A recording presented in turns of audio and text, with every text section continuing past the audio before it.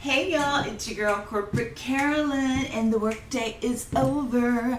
So I am here getting ready to pack for a trip. And I got the bright idea that I would share a topic with you really quickly before I finish trying on some clothes that I might want to pack. And I'm not talking about like work from home clothes or things that you can wear in the office, but actually fun clothes that you can take on a vacation. And I often refer to them as vacay bay clothes, things that your husband might like to see you in. And actually, this is a dress that he likes. He calls it the purity dress.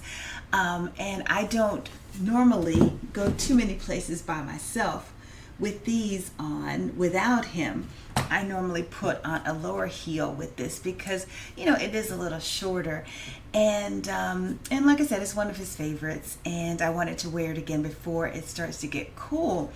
So what I wanted to tell you tonight was about how like we see people who are different celebrities. You might see a Beyonce, a Rihanna, just any number of celebrities that might be beautiful, and then you start trying to compare yourself to them. And I think that's how a lot of the plastic surgery foolishness really got into be in the mainstream.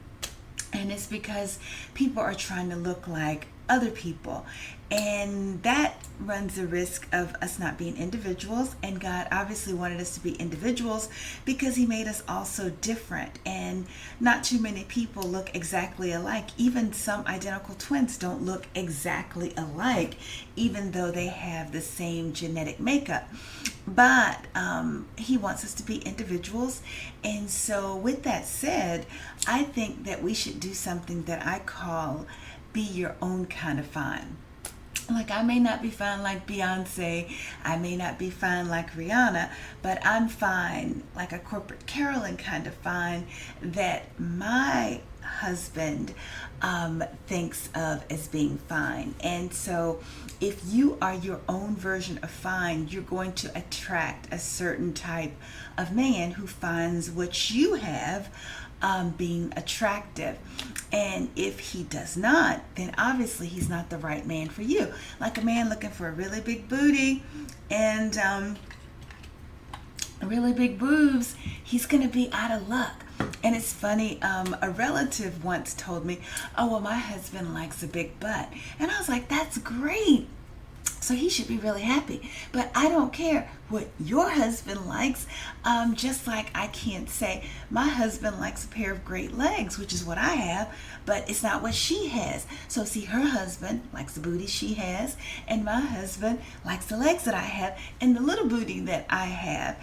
And so I'm okay with that. It took until about the age of 58 where I am okay with what God has given me.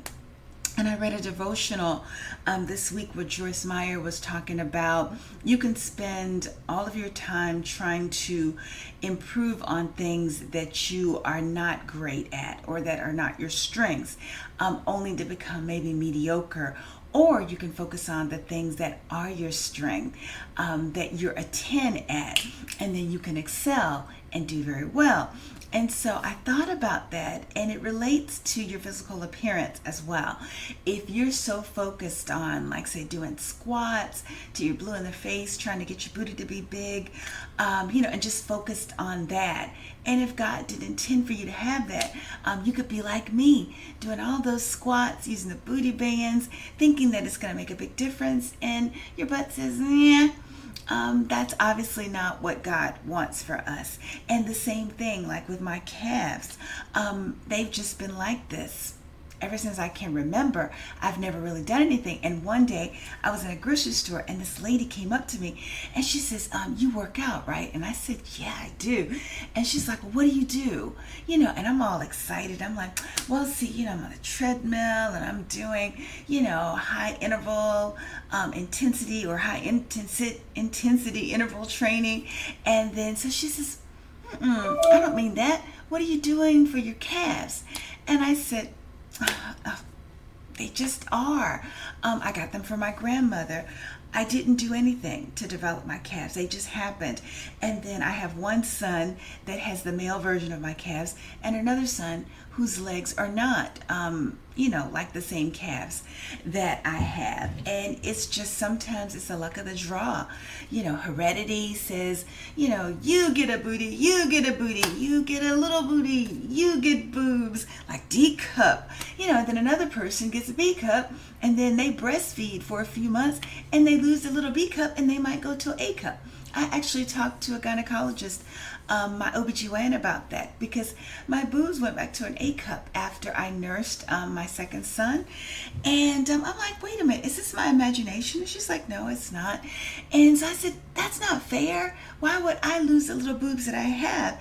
And she said that a lot of times women who have less breast tissue, if they lose it, a lot of times they don't get it back. And so I'm like, that's not fair. So you're either boobiful or you're not. And so you have to be okay with that. For about maybe a year, I wore the Wonder Bra because, my boobs just didn't even grow back the way that they were supposed to. So, finally, the Lord gave me back my B cup after I was whining, complaining. So, I have a B cup. I do the absolute best I can with that. I wear really good bras, and I wear clothes that are complimentary and flattering to that. And the funny thing about it is that now that I'm 58, I'm like, okay, God, I see what you're doing. The boobs and the butt match. So I can wear a dress like this and everything works. Like Wendy Williams, when she got her boobs enhanced, I think she said she had to buy clothes that fit the boobs and have them altered so that they would fit the rest of her.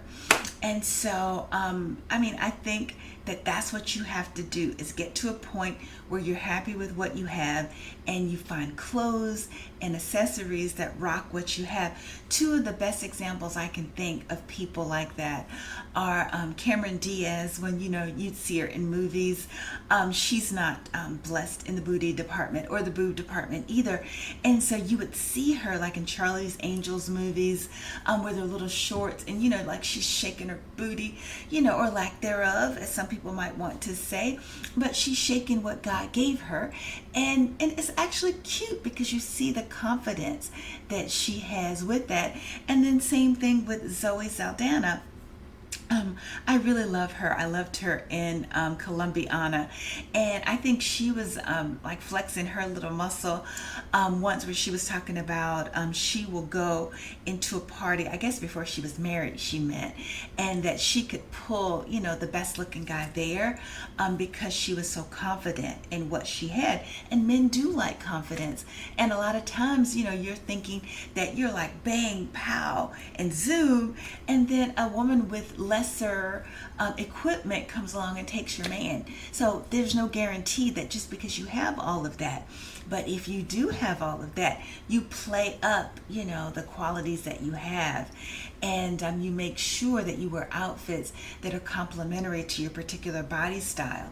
Because everybody's a different, type of fine. But we're all fine, just in a different way. And so the better you're able to accept that and stop trying to be like somebody else. Stop trying to look like Beyonce. If you are a Beyonce, don't try to look like a Taylor Swift, because if God wanted you to look like a Taylor Swift, that's what you would look like. And I think as women too, we should stop insulting other women. Like the women who might look up to Beyonce. Why are you insulting Taylor Swift? Taylor Swift is beautiful in her own way, the way that the Lord made her. Zoe Saldana is beautiful in her own way, the way that the Lord made her. So I'm not aspiring to be like any of them. I'm aspiring to be the absolute best version of myself that I can be. So I buy clothes that fit my body type. And I used to laugh when I'd watch Martin, where Martin made a joke and he said, Gina, if I could, I'd give you hips. But Tisha Campbell, she's beautiful in her own right. She has her own wonderful gifts. Or like a Vanessa Williams, like some person might say, oh, she's very skinny, she's kind of but she looked wonderful in those bathing suits when she was Miss America. And then also she has the most beautiful eyes, beautiful hair. So God gave her the gifts that he wanted her to have. What are the gifts that God gave you? Was it a beautiful smile? Oh, because when that relative also mentioned that her husband liked big butts, and she was kind of saying it in a disparaging way toward me. Like if I would have said, well, my husband loves wonderful legs and he loves a beautiful smile, and said it in a negative way to her, her feelings would have been hurt. But that's what my husband likes. He likes my smile. He likes my eyes. And it's funny, if you ever wonder if I'm wearing contacts, if sometimes if the light hits my eyes and it looks like my eyes are gray, I'm not wearing contacts. I have this thing called Arcus. It's actually hereditary, and my eye doctor, she calls it old people's eye disease because she's always commenting on how much younger I look than our ages. And so she looked forward to being able to joke with me about having old people's eye disease, or Arcus, which is making my eyes gray.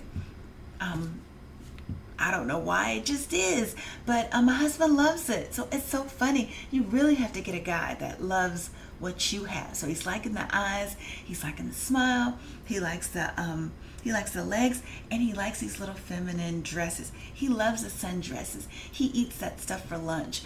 So I give him what he wants to see because that's what he likes about me. Now, you're Mr. Right.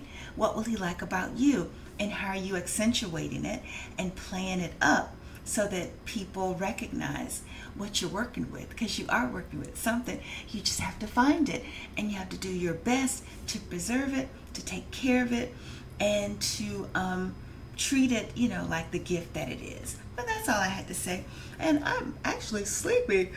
I don't even know if I'm going to be able to try on those clothes. That whole waking up at 4:50 thing, by the time it's after 9 o'clock, a lot of times you are tired. But hopefully that helps somebody out there to really appreciate the wonderful gifts that God is giving you, and that you'll go out into the world and you'll be your own version of fine. Well, anyway, guys, I hope that helps somebody. Well, until the next time, you guys have a good one. Take care. Bye-bye.